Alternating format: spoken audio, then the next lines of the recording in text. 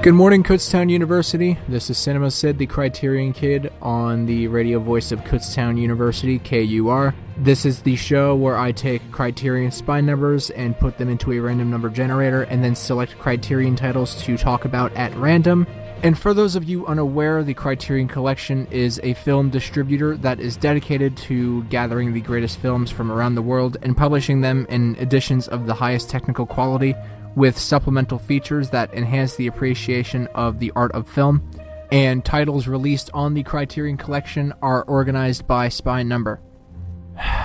But before I begin the show, I'm noticing a trend that is seemingly happening every single week now, where I have to clean house, pick up the pieces of the wreckage that my second self leaves behind. For those unaware, I have what I guess you could call a second personality in my head, who has a mind of its own. I guess he shares a mind with me, but he comes out whenever he pleases and takes control of my person, and then spends his time playing video games. And I guess actually purchasing video games, because last week, one of the things I want to bring up about this segment, that I guess he calls it Gamer Corner. I do not condone you even listening to this part of the show. Before I continue, if you hear, "Hello, my name is Jeff the Gamer," and you're listening to Gamer Corner, I want you to stop listening to this broadcast, because that is in no way affiliated with Cinema Cid the Kriterion Kid.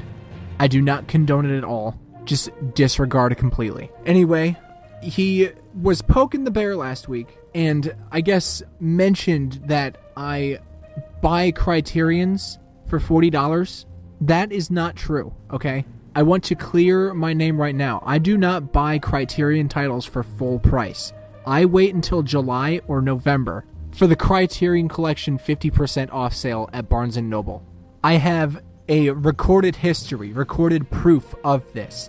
If you follow at Cinema Cid, the Kriterion Kid on Instagram, Criterion being spelled with a K for alliteration's sake, and you look at my IGTV videos, there are actually stream archives of me shopping at Barnes & Noble for Criterion titles during the 50% off sale.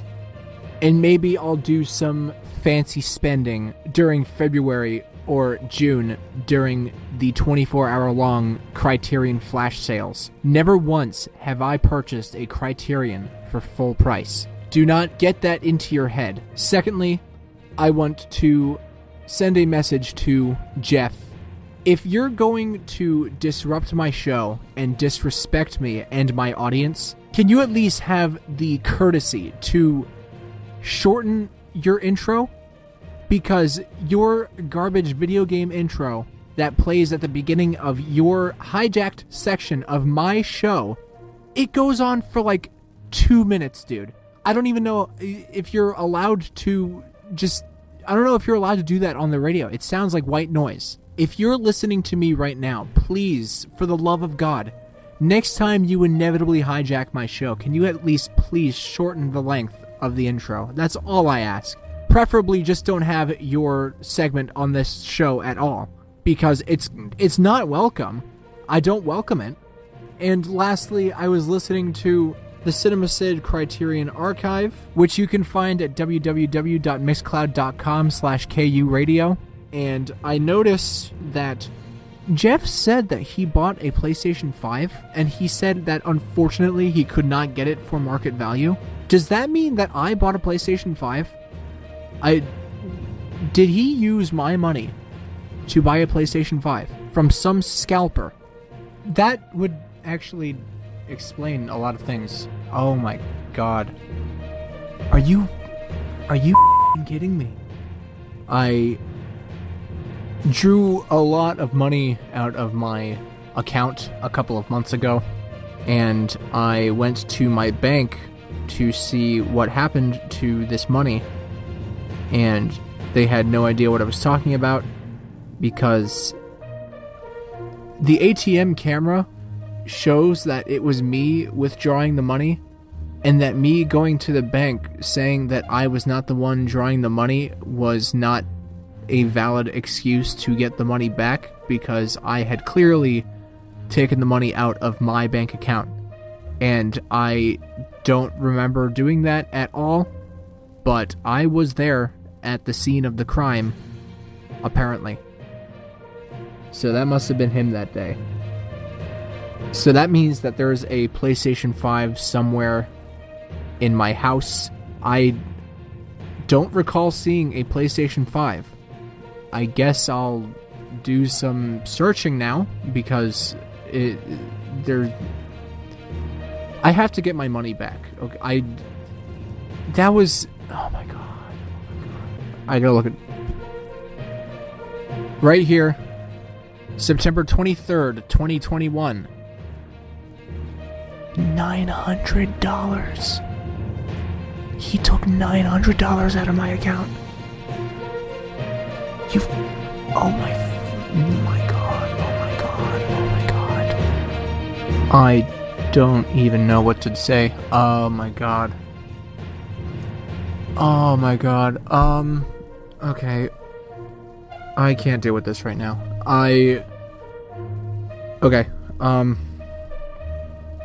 I have to read from the Kutztown notebook. I didn't even give a rundown of the show yet. Stay tuned after this message from the Kutztown notebook. I don't think we're gonna have time to do Criterion spine numbers today. We have a packed show. Sorry, I can't tell you what is on the docket until after this message. I'm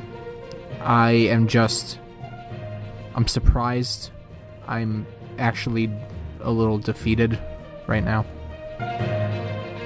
Hello everybody, good morning, welcome back to Cinema Cid the Kriterion Kid on the radio voice of Kutztown University, KUR.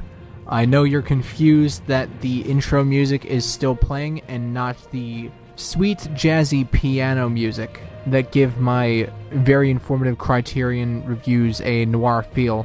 That's just because I haven't really gotten into what I have planned today. I wasn't anticipating taking serious financial blowback this morning. I mean, I guess it wasn't this morning. It was, close to half a year ago. But that's besides the point. This usually is the show where I would take Criterion spine numbers and put them into a random number generator and review Criterion spine numbers at random. But I don't think I'm going to do that today just because of what we have planned and the fact that I am currently about a sixth of the way through the show already. Because, yes, I have seen a lot of the Criterion collection. It's just that I have the worst luck, and occasionally it takes me a whole 10 minutes to even find a movie to talk about. So I'm just not even going to bother today. So I guess to start out the actual show, I will begin talking about the film that I chose for Black History Month, since it is Black History Month. This is not one film, but actually two films, just made by the same guy. This is William Greaves's Symbiocytotaxiplasm Take 1 and Symbiocytotaxiplasm Take 2.5, which, as I have stated, are both directed by a man named William Greaves, who was an American documentarian who gained traction in Canada because being a black man in America during the 50s and 60s, trying to build up your body of work would not have been feasible. However, he came back to America to make his pet project, Symbiocytotaxiplasm. I know, it is a very big word. It is very perplexing. Just sound it out with me, okay? Symbio, psycho, taxi, plasm, Symbiocytotaxiplasm. I was about to make a reference to Dora the Explorer, which I realized is A, cartoon for actual literal babies, and B, a television show, which is an art medium inferior to film. I'm sorry I even considered that, but I'm about to talk about Symbiocycotaxiplasm, directed by William Greaves, in as much detail as I possibly can, because the subject of the film is as perplexing as its title. When conceptualizing symbiocycotaxiplasm, William Greaves thought very long and very hard about certain philosophical concepts that he found interesting. A symbiotaxiplasm, as coined by social scientist Arthur Bentley, is essentially any group of people in a specific social setting playing roles that are contextualized by said setting. A classroom with a professor and their students is a symbiotaxiplasm. An audience in a movie theater is a symbiotaxiplasm. Large sweaty men screeching at other large sweaty men for beating video games faster than them in a muggy convention center is a symbiotaxiplasm. So Greaves takes this symbiotaxiplasm concept and then adds the word psycho, which is derived from psychodrama. The addition of the word psycho in symbiocycotaxiplasm refers to the symbiotaxiplasm of a film crew and cast, thus symbiocycotaxiplasm. Greaves then takes this further with the Heisenberg uncertainty principle, which states that the machinery used to capture the essence of reality will always affect reality, so the true essence of reality can never be captured. So machinery, in the case of symbiocycotaxiplasm, is the camera, and how people react to it, being fully conscious that they're being filmed. If this is all difficult to picture, I don't blame you at all. It's a very complex film that only truly intelligent film buffs like me can kind of grasp, but to dumb it down a little bit, imagine a modern-day YouTube social experiment. Now, recontextualize that for the late 1960s, and you have the genius that is symbiocycotaxiplasm. Now, I had mentioned YouTube social experiments, which I haven't really delved into in relation to symbiocycotaxiplasm yet, because just building a concept off of philosophical concepts could mean anything. So William Greaves decides he wants to do an experiment where he is, I guess, making a film or a screen test for a film or something. I don't know if the film that he told everybody he was going to make was going to be like a compilation of screen tests of a script that he wrote. But his concept is to get these screen tests and hire a documentarian to film the process of the making of this film. And then hiring another documentarian to film the documentarian making the movie about this movie. From the get-go, it is doomed to be a logistical nightmare. You have the fact that you're shooting in a public place, which means constant distractions from pedestrians. You have the limited technology of film from the late 1960s. You have a bunch of equipment constantly breaking down. And this is on top of William Greaves's deliberately poor directing and deliberately poorly written script. A script that, compared to a lot of other things in the late 60s, was very provocative and edgy, very political, dealing with themes like homosexuality and abortion, among other things. All the while, the dialogue being not good at all. And he does this on purpose, mind you, because he was very prolific at this point. That's the reason everybody stayed on set with him, because William Greaves was this genius that came from Canada or whatever, and he has this massive body of work under his belt, and this reputation can't be for nothing. At some points in the film, the crew gathers without the knowledge of the director and just talk about the state of things, questioning whether or not everything that Greaves is doing is on purpose, whether or not he had planned for everything to go wrong, whether or not he had planned for the crew to even meet. They question whether or not his bad directing is deliberate or can even be considered directing, given how vague it is. Their whole worldview is just crumbling in on top of them. They have no idea what's real and what's not anymore.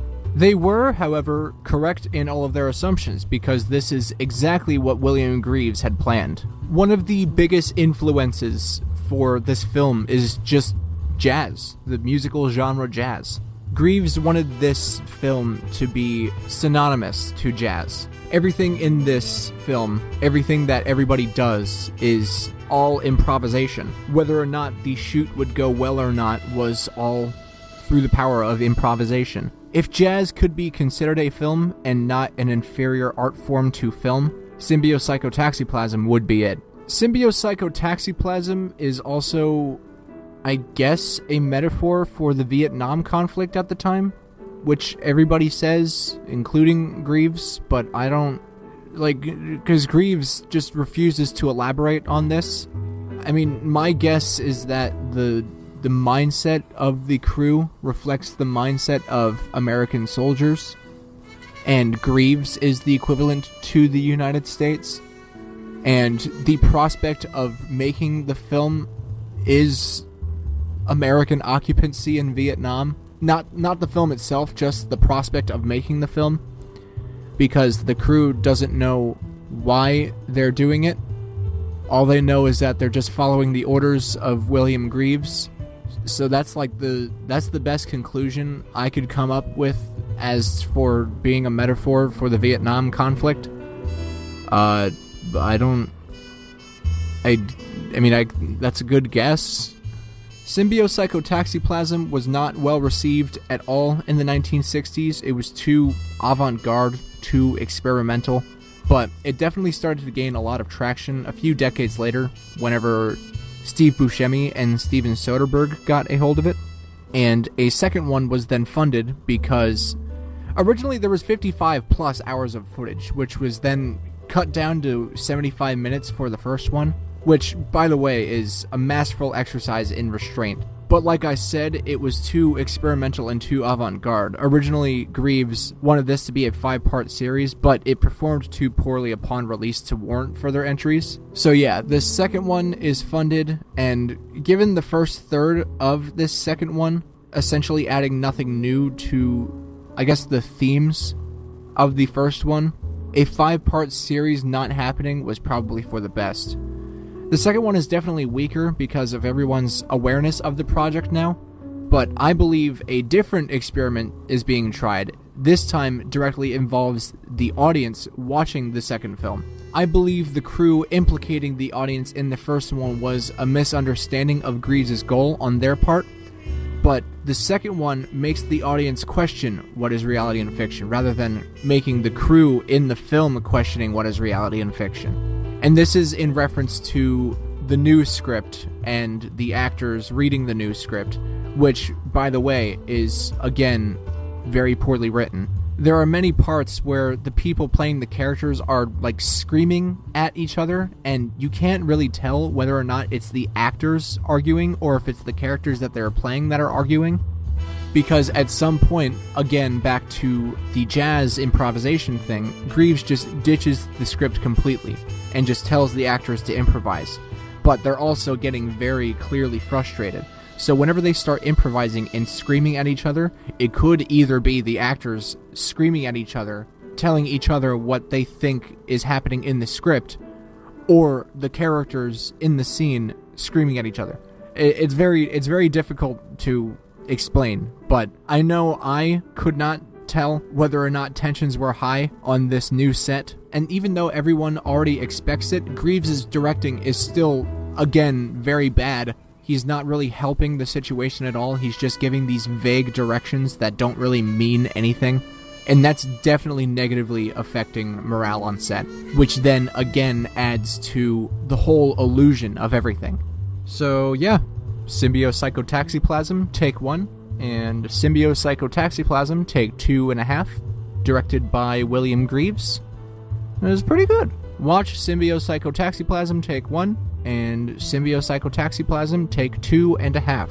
Now, I have to take a quick break because I just talked about Symbiopsychotaxiplasm for a good 12 minutes just about.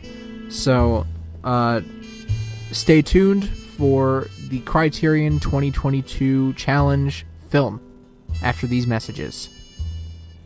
Welcome back to Cinema Cid the Kriterion Kid on the radio voice of Kutztown University, KUR.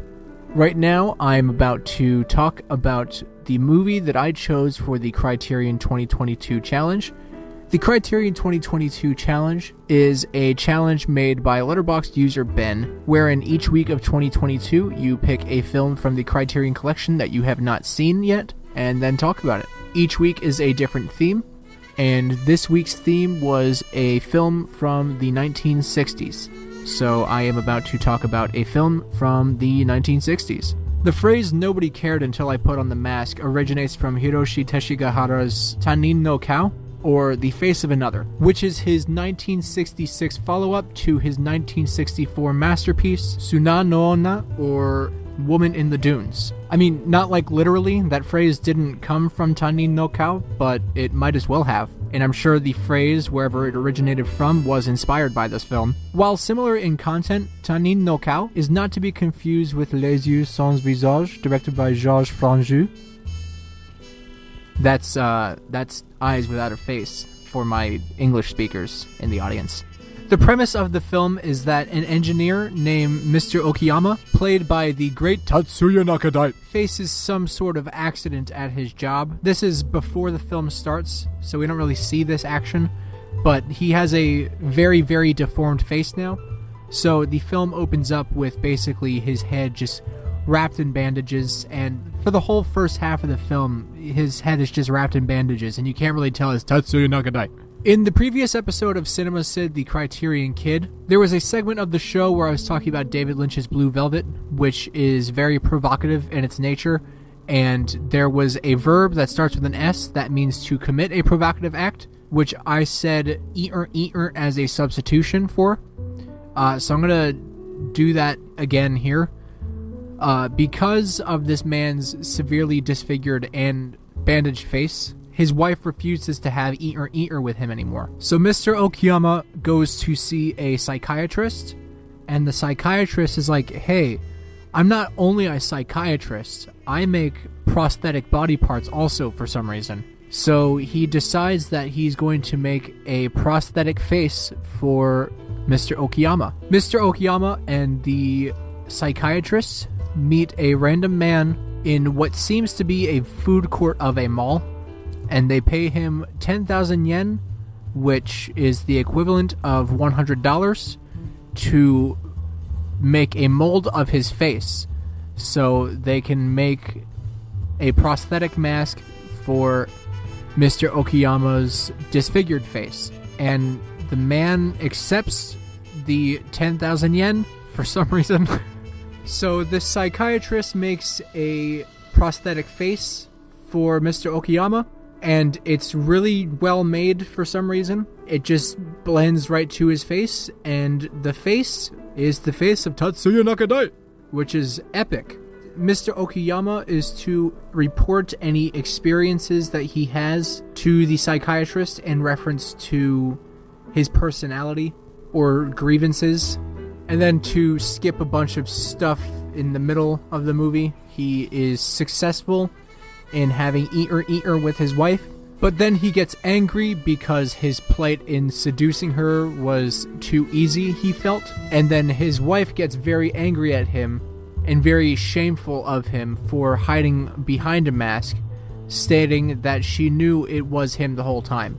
So at that point their marriage ends, and then Mr. Okiyama, in somewhat of an identity crisis, attempts to commit an eater crime, and upon his arrest, the police find the contact information for the psychiatrist, and the psychiatrist comes to the police department stating that Mr. Okiyama is non-violent, and then he is let go. And then after the two men make their way through a symbolic sea of people wearing faceless masks, Mr. Okiyama, after being freed, kills the psychiatrist like it's some Frankenstein's monster sort of thing. I'm explaining the plot of this movie. I really liked it when I first saw it. I don't know if it's as good now that I'm thinking about it, actually. The narrative is, it's very strange to put into words. I don't know if I can call it good, but I mean, at least there's a lot more than just the story of the film. because the aspects of the technical filmmaking are very well done. And while the narrative is a little strange and kind of maybe avant-garde, the themes presented are definitely profound. And also, Tanin no Kao is based off of a novel of the same name anyway, which was not written by Teshigahara, but by an author named Kobo Abe. So it's at least not the filmmaker's fault that the story is a little weak, which is why reading is bad, because novelists kind of suck. But that's not what we're talking about right now. On a purely technical scale, Tanin no Kao is masterfully crafted. To epitomize the themes of identity and the double life, Teshigahara works with cinematographer Hiroshi Sagawa to repeat shots, make them identical with each other. I was about to say mirrored, but not necessarily mirrored because they're just verbatim. They're not flipped. But this is to characterize the now double life that Mr. Okayama lives.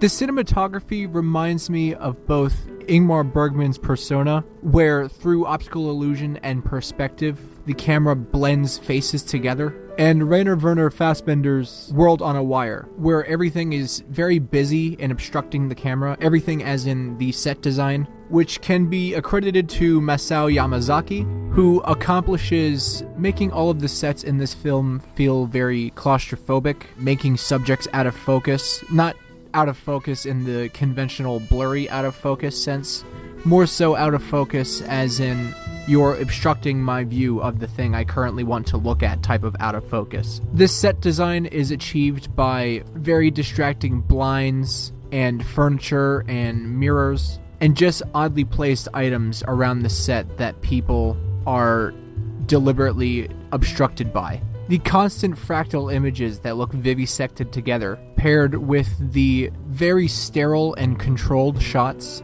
give this movie a very anatomical quality, which I feel is very apropos to one of the major themes of the film.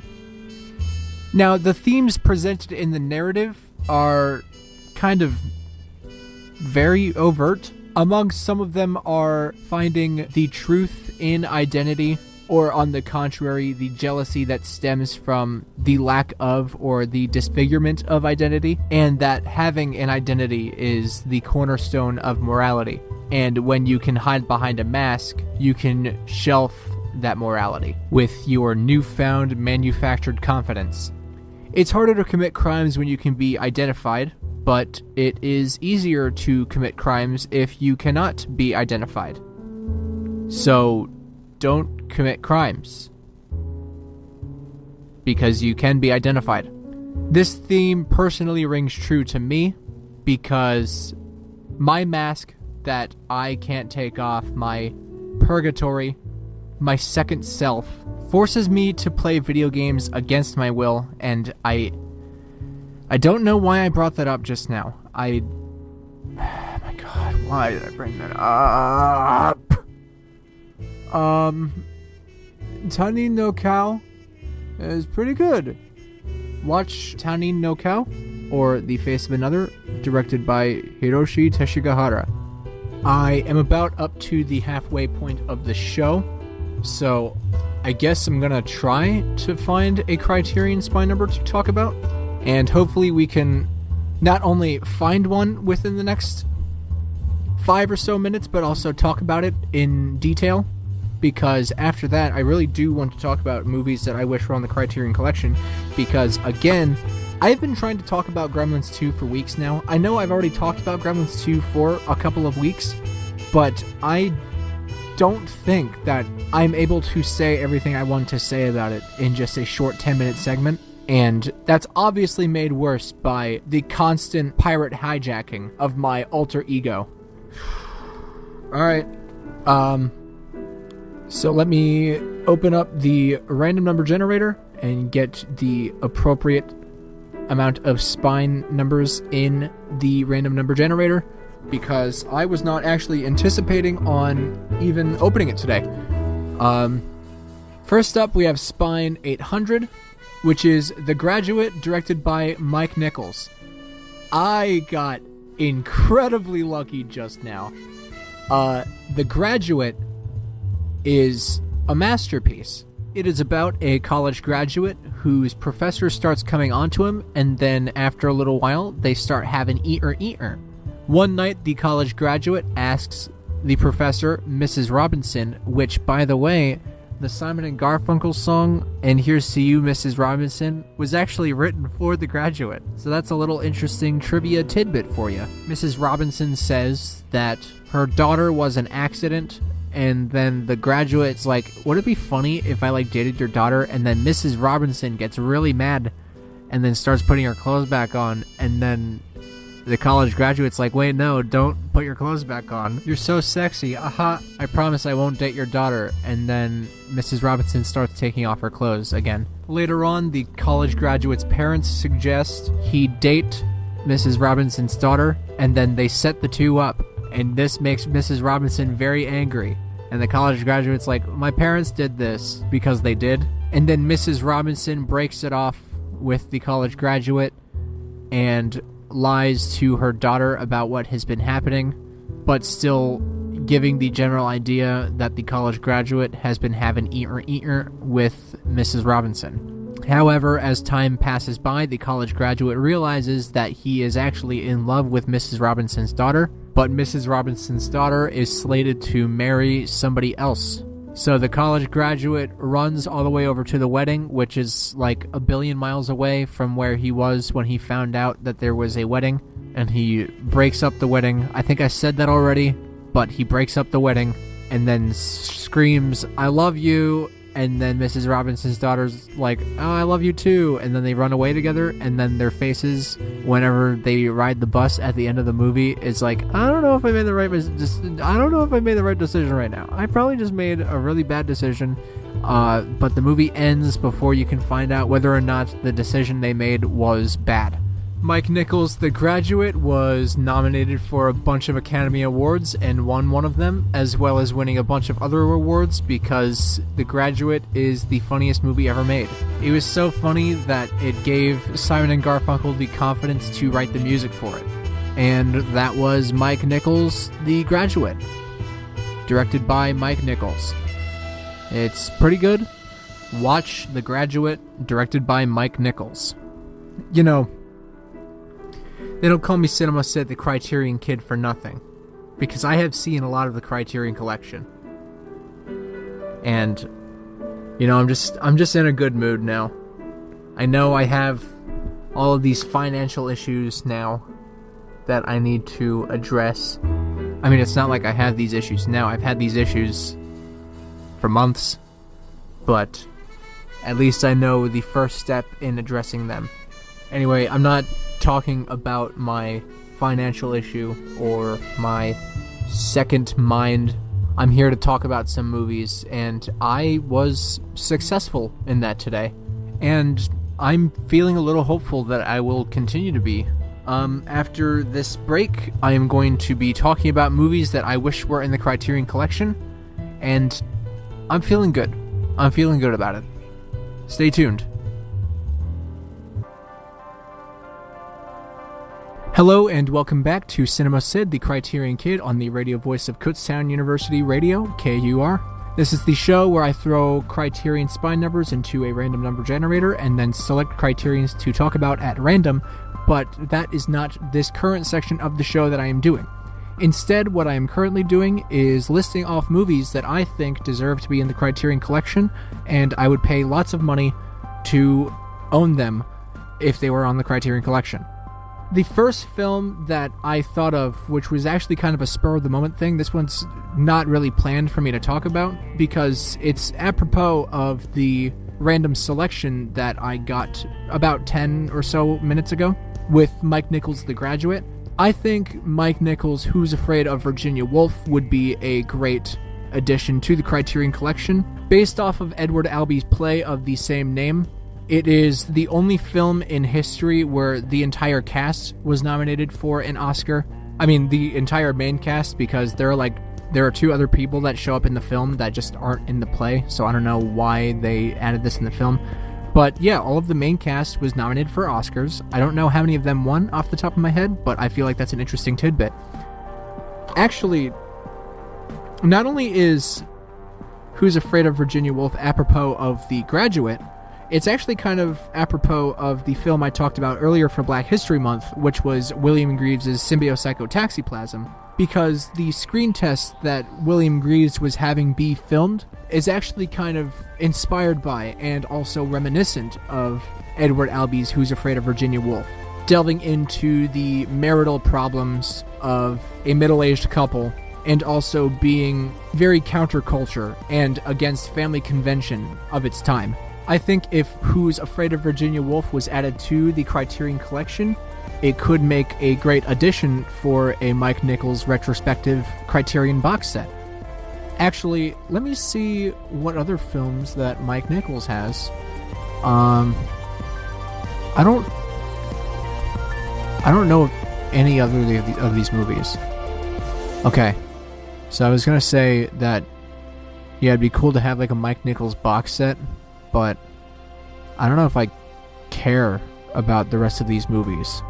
There's a movie starring Biloxi Blues, or the movie's called Biloxi Blues. It's not starring the title of itself. It's starring Matthew Broderick, who can do no wrong. Alright, so yeah, just Who's Afraid of Virginia Woolf, and then Criterion Collection can never touch Mike Nichols again, because he doesn't make movies that I've heard of. Speaking of Matthew Broderick, I think that Ferris Bueller's Day Off should also be on the Criterion Collection. It's a very fun romp about the day off of Ferris Bueller, whenever he pretends to be sick and then doesn't go to school and then wreaks havoc on the entire city like a criminal. And my only complaint with Ferris Bueller's Day Off is the casting, because don't get me wrong, Matthew Broderick is great in Ferris Bueller's Day Off, but I can't really see him as a criminal. I don't think Matthew Broderick has ever wronged anybody, and I can't picture him doing so. And actually, you know what? I think Ferris Bueller's Day Off as a Criterion release would be even better, because it is written and directed by John Hughes, who also wrote and directed The Breakfast Club, which already happens to be on the Criterion Collection. So even though we can't really get a Mike Nichols retrospective box set because he doesn't really make movies that I've seen, maybe we can get a John Hughes box set because John Hughes is pretty sweet. He also made the movie Weird Science, which stars... Alright, well, I thought Keanu Reeves was in this movie, but I was thinking of The Mysterious Adventures of Bill and Ted. And also, Weird Science is already on Arrow Video, so it would be very difficult for Criterion to get the distribution rights for it. But if they do, maybe they can put Weird Science on the Criterion Collection. And then John Hughes has a bunch of other movies that I've never seen, but John Candy's in one of them. So maybe this film that John Candy is in, entitled Planes, Trains, and Automobiles, can also be on the Criterion Collection, and then they can make a John Hughes retrospective box set.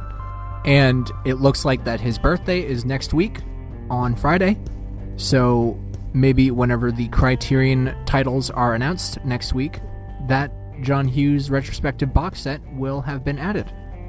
But I guess we'll see. For my live reaction of the Criterion releases next week, follow me at Cinema Cid the Kriterion Kid on Instagram. Criterion is spelled with a K for alliteration's sake, because K is the first letter in the word kid, so do keep that in mind. Another movie that I wish was on the... Oh, actually, I'm running out of time. Okay. Never mind, I guess I'll talk about this film, the next Criterion wishlist episode. I mean, I'm sure you can take a guess what it was. It's Gremlins 2. But I only have like a minute to talk about it, and I don't think I can say everything I want to say about Gremlins 2 in that short span of time, so I guess I'll just call it here. Thank you for listening to Cinema Cid, the Criterion Kid, on the radio voice of Kutztown University, KUR. No interruptions today. I think this is progress. If you would like to contact the show and ask me about movies, or tell me movies that you wish were on the Criterion Collection, or tell me why you think video games are also bad, you can DM me at CinemaCid the Criterion Kid on Instagram, or email cinemacidthecriterionkid at gmail.com.